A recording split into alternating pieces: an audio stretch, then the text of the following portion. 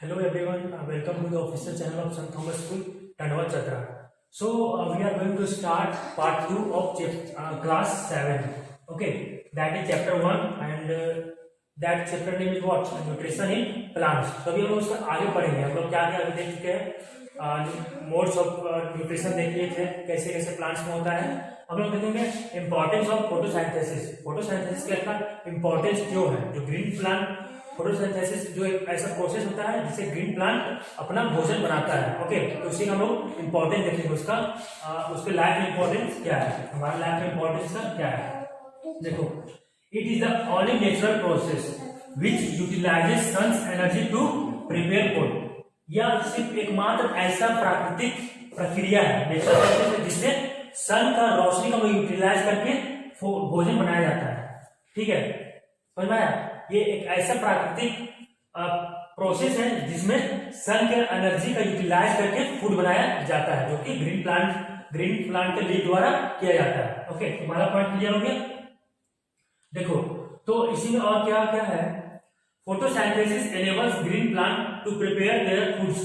Photosynthesis क्या करता है, ग्रीन प्लांट्स को उनका भोजन बनाने के लिए मददगार होता है. ठीक है, which they use for their own growth and survival. जो ग्रीन प्लांट्स फूड बनाता है उसका उन लोग खुद के ग्रोथ के लिए यूज करते हैं और सर्वाइवल के लिए यूज करते हैं. ठीक है, तो जो फूड वो बनाए वो दो चीजें, ग्रोथ और सर्वाइवल.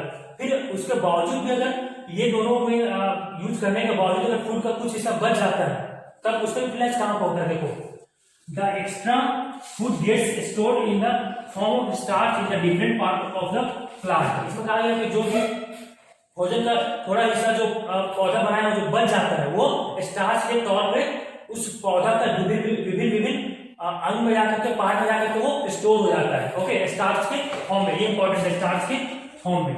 ओके, अब दूसरा point, all animals depend on plants for their food directly और इनडायरेक्टली. इसमें कहा गया कि जितने सारे एनिमल्स होते हैं वो प्लांट पे निर्भर करते हैं.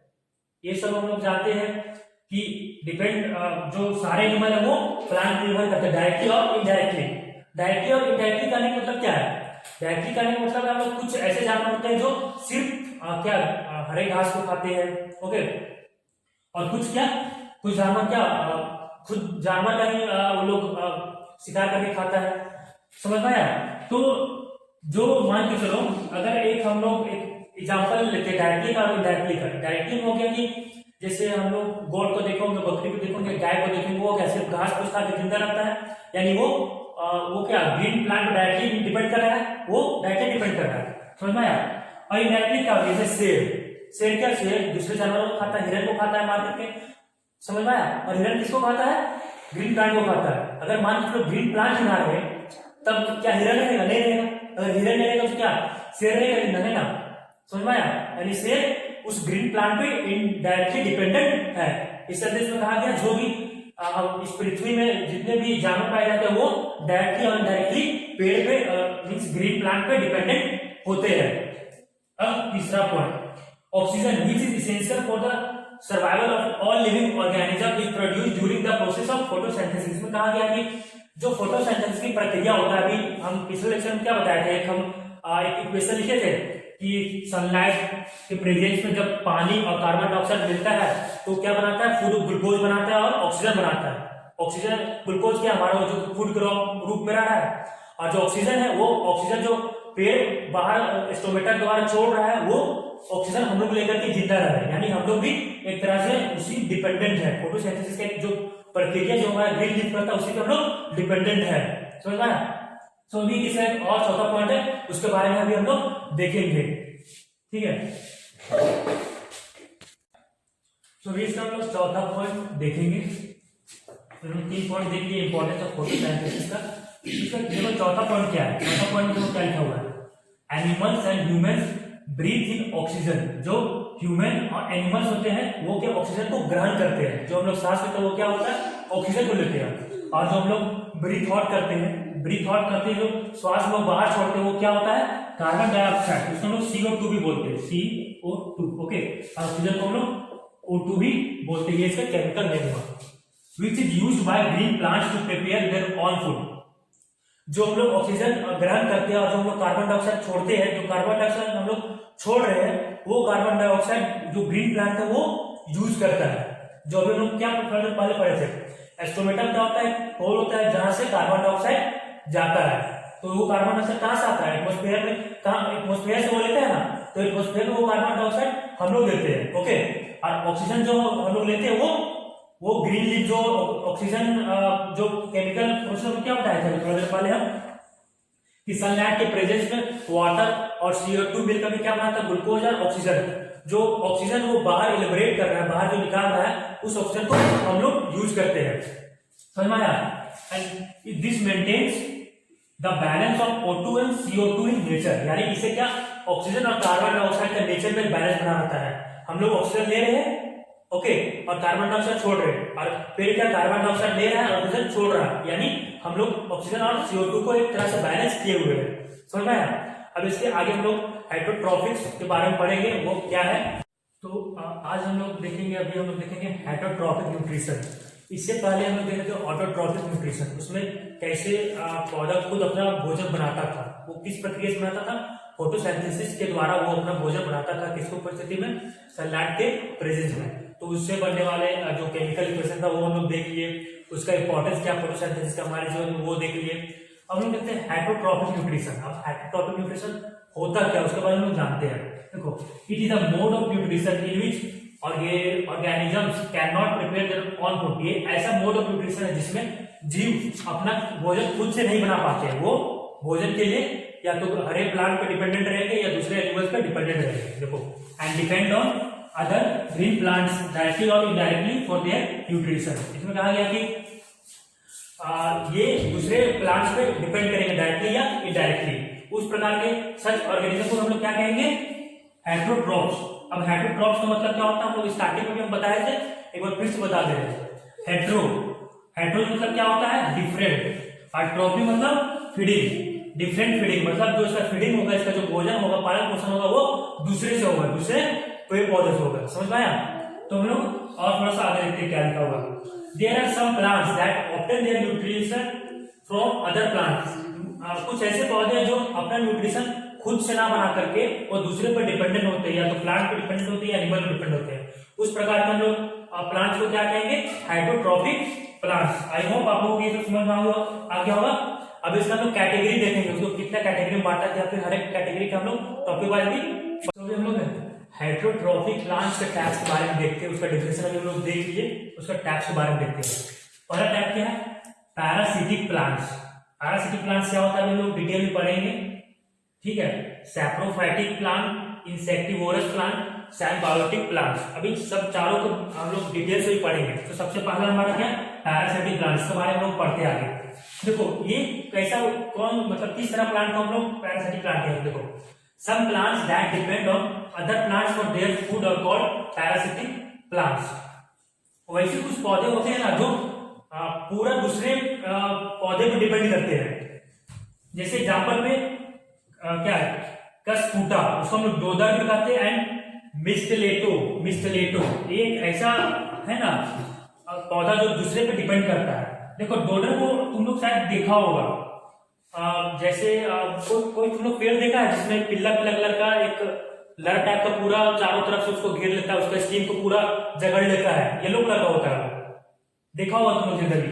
तो उसमें क्या होता है, वो जो येलो कलर का होता है वो उसको जो स्टीम में जगड़ता है, वो क्या करता है, येलो कलर वाला वो स्टीम से जो वो दूसरा पौधा मान के चलो, ये जनरली नीम के पेड़ या किसी पेड़ को देखा होगा, येलो कलर का क्या होता है, ऐसे करके पूरा लपेटा हुआ रहता है। तो ये जो येलो कलर का है, ये जो इसी को हम लोग क्या कहते हैं, पैरासिटिक प्लांट्स में अंदर में ये आता है। तो ये क्या करता है, जो दूसरा पेड़ का स्टीम है, तो इस स्टीम में पहले क्या बताया था कि जो दूसरा मतलब पेड़ पौधा क्या होता है, तो फोटोसिंथेसिस से भोजन बनाता है, जो भोजन बच जाता है वो लोग पूरा डिफरेंट पार्ट ऑफ जो पेड़ है उसका डिफरेंट पार्ट ऑफ क्या स्टोर करता है स्टार्च के फॉर्म में। तो ये स्टीम क्या करता है, जो स्टार्च के फॉर्म में स्टोर है ये स्टीम में, तो ये जो पैरासिटिक प्लांट ये क्या करता है, इस फूड को अब्सॉर्ब कर लेता है फूड में, यानी ये खुद अपना भोजन नहीं बनाया, दूसरे प्लांट जो बनाया उसी को ऑब्जर्व कर लेता है। समझ में आया? तो इस तरह के प्लांट को क्या कहेंगे, पैरासिटिक प्लांट। इसमें देखो क्या होता है, इसमें सिर्फ ना जो होस्ट होस्ट प्लांट इसको कहेंगे हम लोग जिस प्लांट को यूज करके ये पैरासिटिक प्लांट जिसे भोजन ले रहा है उसको हम लोग होस्ट प्लांट कहेंगे, यानी ये होस्ट प्लांट है। ओके ठीक है, होस्ट प्लांट है। इसमें क्या होता है, इस प्रोसेस में होस्ट प्लांट को कुछ फायदा नहीं होता, सिर्फ उसका नुकसान ही होता है, उसका सारा भोजन ये चुरा के खा जा रहा है, समझ में आया। तो मतलब ये जो पैरासिटिक प्लांट जिस प्लांट से जो वो भोजन लेगा ना उसको हम लोग क्या कहेंगे, होस्ट कहेंगे, समझ में आया। और इसमें होस्ट प्लांट को कोई बेनिफिट नहीं होता है, ये इंपॉर्टेंट पॉइंट है, लिख देते हैं इसमें। Host plant don't get any benefit, okay. इसमें होस्ट प्लांट को बेनिफिट नहीं मिलता है। मगर देखो ये जो पैरासिटिक प्लांट है ऐसा नहीं है कि सारा इसका भोजन खा लेता है और होस्ट प्लांट मर जाता है, ऐसा नहीं होता है।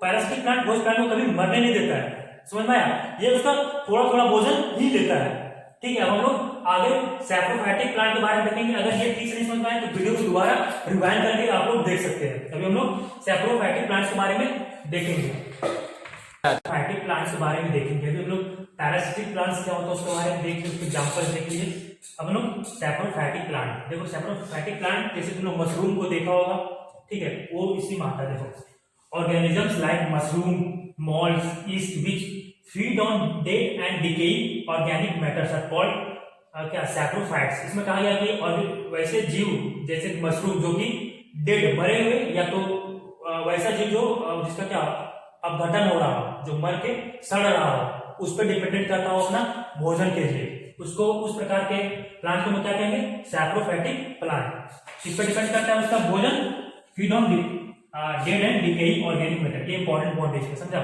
जो मशरूम हम लोग खाते हैं वो जनरली तुम लोग कहाँ होता है पता है, जहाँ पे कोई जानवर पहले से मर गया हो या कोई पेड़ पौधा गल के उसका पत्ता गिर गया हो, समझ में आ रहा है।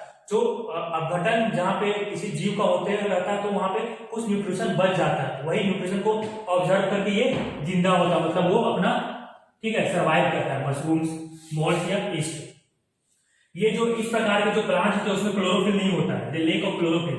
इसमें क्लोरोफिल नहीं यानी वो ग्रीन पिगमेंट नहीं है तो क्या करेगा, उसको तो अपना भोजन खुद से नहीं बना पाएगा। उसमें यही कहा गया उसके बाद लेक ऑफ क्लोरोफिल, उसमें क्लोरोफिल होता ही नहीं, इसी कारण वो अपना भोजन खुद से नहीं बना पाता है। और ये पॉइंट क्या है, they secrete digestive juice on the dead and decaying matter. इसमें कहा गया कि ये इस प्रकार जो जीव है वो क्या करते हैं, सेक्रेट मतलब छोड़ना, डाइजेस्टिव जूस, वो खुद से क्या एक डाइजेस्टिव जूस होता है वो छोड़ते हैं किसमें, डेड और डिकेइंग मैटर पे। तो डेड और डिकेइंग मैटर पे जब ये डाइजेस्टिव जूस जब वो छोड़ते हैं तो क्या वो जो डेड जो है उसमें जो थोड़ा बहुत न्यूट्रिशन होगा और ये जो जूस जो भेज रहा है डाइजेस्टिव जूस, वो आपस में मिलकर सॉल्यूशन का फॉर्मेशन करता है, ठीक है। उस सॉल्यूशन से ये जो सैप्रोफाइटिक प्लांट वो क्या करता है, न्यूट्रिशन को ऑब्जर्व कर लेता है। यानी जीवित रहने के लिए किसी प्लांट को क्या चाहिए, न्यूट्रिशन चाहिए, समझ में आया। तो ये न्यूट्रिशन क्या करता है, वो उस सॉल्यूशन से वो ऑब्जर्व कर लेता है। इस प्रकार वो क्या खुद को सर्वाइव करता है, खुद को ग्रोथ करता है। और इस प्रकार के जो भी प्लांट्स है उसके लिए सबसे अच्छा इन्वायरमेंट होता है हॉट एंड ह्यूमिड। तुम लोग ब्रेड को देखा होगा, ब्रेड में व्हाइट कलर का लग जाता है, क्या उसको बोलते हैं, फंगी कहते हैं ना। तो पता है जो मशरूम लोग खाते हैं वो भी एक तरह का फंगी है, एडिबल फंगी। सारे मशरूम हम लोग नहीं खा सकते हैं, कुछ मशरूम होते हैं जिसको हम लोग खा सकते हैं, जो एडिबल फंगी के फॉर्म में रहते हैं, उसको एडिबल फंगी भी कर सकते हैं, समझ में आया। तो अब हम लोग सैप्रोफाइटिक प्लांट्स हो गया, हम लोग इंसेक्टिवोरस प्लांट के बारे में, अभी हम लोग इंसेक्टिवोरस प्लांट्स के बारे में देखने जा रहे हैं कि किस प्रकार का प्लांट होता है। Okay, the plants which eat small insects like spider okay are called insectivorous plant. इसमें कहा गया कि वैसे पौधे जो छोटे मोटे इंसेक्ट को खा करके अपना क्या न्यूट्रिशन को फुलफिल करके उसको वैसे प्रकार के हम लोग प्लांट क्या कहेंगे, इंसेक्टिवोरस प्लांट, ठीक है।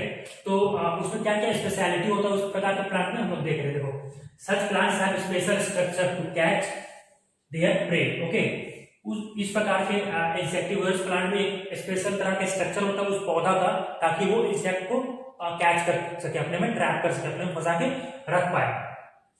पता है जो इंसेक्टिवोरस प्लांट होता है वो हरा होता है, ग्रीन कलर का होता है। ग्रीन कलर का भाई इसका मतलब वो भोजन तो खुद से बना सकता है ना, मगर ये क्यों नहीं बनाता, देखो हम लोग देखते हैं। देखो, this plants are usually green in plant and can prepare their own. इसमें कहा गया कि जो ये पौधे होते हैं इंसेक्टिवोरस वो ग्रीन कलर का होता है, इसमें क्लोरोफिल प्रेजेंट होता है, यानी वो खाना अपना बना सकता है सूर्य की प्रेजेंस में। ओके, मगर ये नहीं करता, ऐसा कर क्यों नहीं पाता है? क्योंकि देखो they because they grow in soil, वो मिट्टी उस तरह की मिट्टी में मतलब इस प्रकार का पौधा का जन्म होता है जहाँ पे डिफिशियंट इन कैल्शियम न्यूट्रिएंट्स, वहां पे कुछ तरह के कुछ न्यूट्रिएंट्स का वहां पे कमी होता है। ओके, जैसे कि नाइट्रोजन, वो उस प्रकार की मिट्टी में जन्म लेते हैं जहाँ पे न्यूट्रिशन का कमी होता है कुछ, जैसे कि नाइट्रोजन का वहां पे कमी होता है, तो वो उस न्यूट्रिशन को फुलफिल करने के लिए वो इंसेक्ट को खाते हैं। ठीक है, यानी वो इंसेक्ट को जो खाते हैं उससे उसको नाइट्रोजन प्राप्त होता है, यानी उसका सारा न्यूट्रिशन फुलफिल होता है। समझ में आया? तो they can fulfil their nutrition requirement by eating insect, इसमें यही कहा गया है। जैसे कि एग्जांपल के तौर पर हम लोग पिचर प्लांट ले सकते हैं, वेनिस फ्लैट या इस प्रकार का बहुत सारा प्लांट होता है। देखो पिचर प्लांट के बारे में थोड़ा सा समझा देते हैं, पिचर प्लांट कैसे इंसेक्ट को ट्रैप करता है। अभी इंसेक्टिव वेनिस प्लांट के बारे में पूरा सब कुछ समझ में आ गया है। तो पिचर प्लांट का स्ट्रक्चर किस प्रकार होता है, ये किस प्रकार जो इंसेक्ट जो आसपास उड़ते रहता है उसको किस प्रकार अपने अट्रैक्ट करके उसको उससे नाइट्रोजन को ग्रहण करता है। देखो पिचर प्लांट का स्ट्रक्चर इस प्रकार होता है, जितना डाउनयार्ड जाएंगे ना उसका थोड़ा सा पतला होता जाता है, पतला, यानी अगर गलती से कोई इंसेक्ट आ गया तो वापस नहीं जा पाता है। ये अपना ठीक है प्लांट है, प्लांट मान चलो ऐसा करके फूल लगा हुआ है, समझा? ये हमारा क्या पिचर प्लांट है, पिचर प्लांट ये फूल है, इसमें जो हेयर इसके अंदर रहेगा ना, ये फूल के अंदर जो हेयर रहेगा इस प्रकार डाउनयार्ड रहेगा, डाउनयार्ड। समझ में आया? इससे क्या फायदा होता है? अगर कोई इंसेक्ट गलती से अंदर चला गया, ठीक है, तो क्या होगा?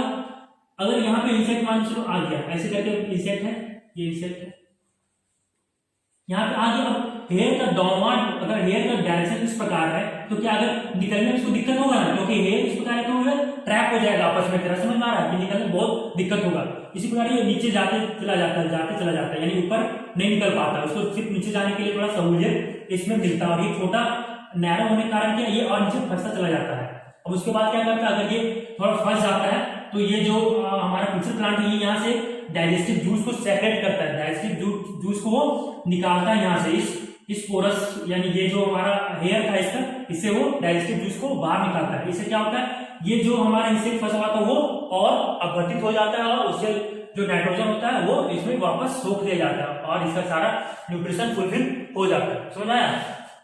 वेनस फ्लाई ट्रैप में भी इस प्रकार होता है, वेनस फ्लाई ट्रैप इस प्रकार का होता है, जैसे ये मान लो पत्ता है, ये ट्रैप करता है, इसमें एक कांटा टाइप का ऐसा लगा हुआ था, स्पाइक निकला हुआ रहता है, जैसे तुमने छुई हुई पौधा को देखा होगा, अगर छूते हो तो क्या उसका पत्ता का बंद हो जाता है ना, उसी प्रकार इसमें होता है। ये छुई हुई नहीं है, दूसरा प्लांट है, वो क्या कहते हैं वेनस फ्लाई ट्रैप। इसमें क्या होगा, जब भी आसपास अगर कोई भी इंसेक्ट, जैसे कि इंसेक्ट में क्या स्पाइडर आ सकता है, बहुत छोटा मोटा इंसेक्ट, जब भी इस हेयर के संपर्क में आता है तो क्या होता है, ये थोड़ा सेंसिटिव होकर के ये बंद होना स्टार्ट हो जाता है। यहाँ पे अगर इंसेक्ट है तो ये बंद हो गया तुरंत, यानी वो इंसेक्ट इसमें फंस जाता है, यानी उसके बाद फिर ये डाइजेस्टिव जूस का सेक्रेशन करता है, तब ये फिर अपघटित होकर के इस नाइट्रोजन को ग्रहण कर लेता है, यानी इसका इस पौधे का फिर न्यूट्रिशन पूरा हो जाता है। समझ में आया?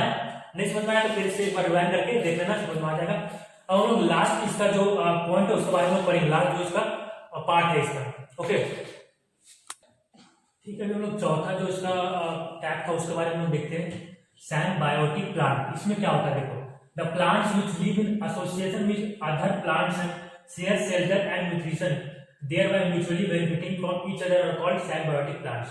वैसा पौधा जो क्या किसी दूसरे पौधे से एसोसिएशन में रहे, एसोसिएशन में कहने का मतलब दोनों एक दूसरे का बेनिफिट करते हुए, अगर एक दूसरे को एक न्यूट्रिशन दूसरा दे रहा है तो दूसरा उसको पानी दे, कुछ दे, मतलब एक दूसरे को फायदा पहुंचाते हुए अगर दो पौधा साथ में रह रहा है, एक दूसरे को पालन पोषण कर रहा है, तो उसको हम लोग किस प्रकार के पौधा में रखेंगे, सैम्बायोटिक प्लांट्स।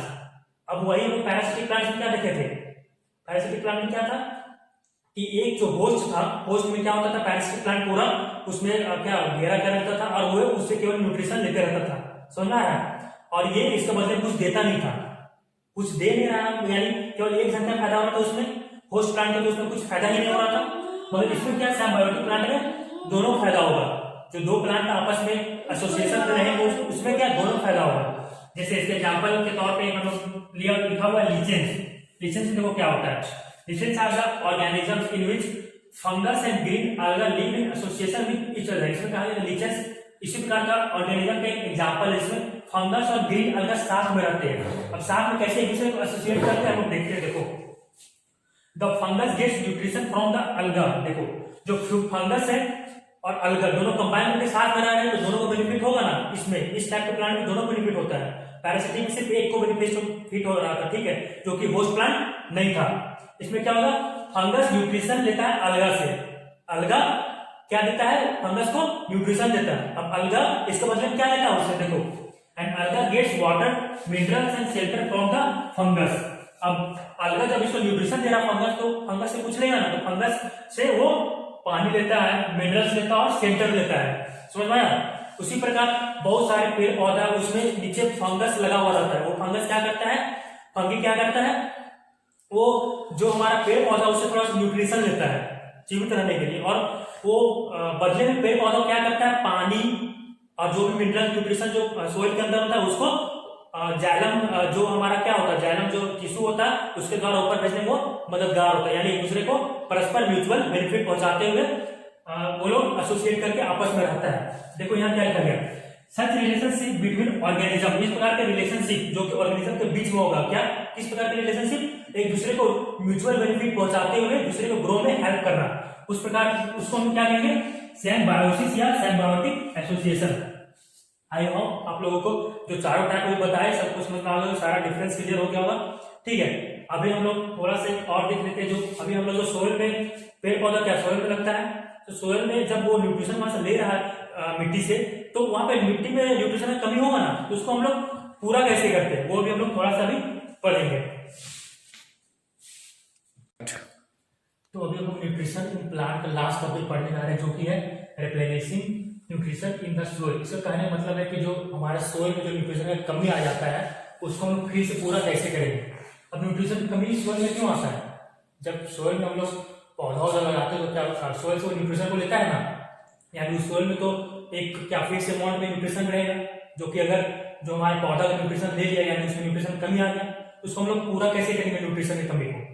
तो आर्टिफिशियल तरीका और नेचुरल तरीका भी। तो आर्टिफिशियल तरीका में क्या होता है, जैसे हम लोग खेत में क्या डालते हैं, खाद डालते हैं, फर्टिलाइजर जब डालते हैं ना, यूरिया डीएपी जब डालते हैं ना, उससे क्या होता है जो न्यूट्रिशन में कमी होता है उस सोइल में वो पूरा हो जाता है। ये तो हमारा आर्टिफिशियल तरीका हो गया। और जो हमारा पहले से एक तरीका चलता आया था नेचुरली तरीका, नेचुरल वाला तरीका।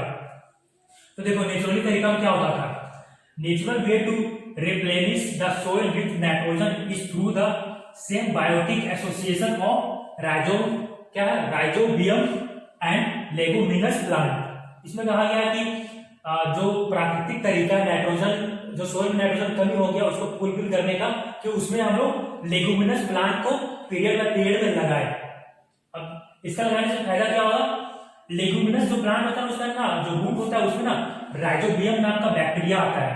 ठीक है, राइजोबियम नाम का बैक्टीरिया रहता है। तो वो क्या करता है, जो हमारे वायुमंडल में नाइट्रोजन है ना उसको वो कन्वर्ट करता है उस नाइट्रोजन फॉर्म में जो हमारे पेड़ ग्रोथ के लिए इंपॉर्टेंट होता है। समझ आया।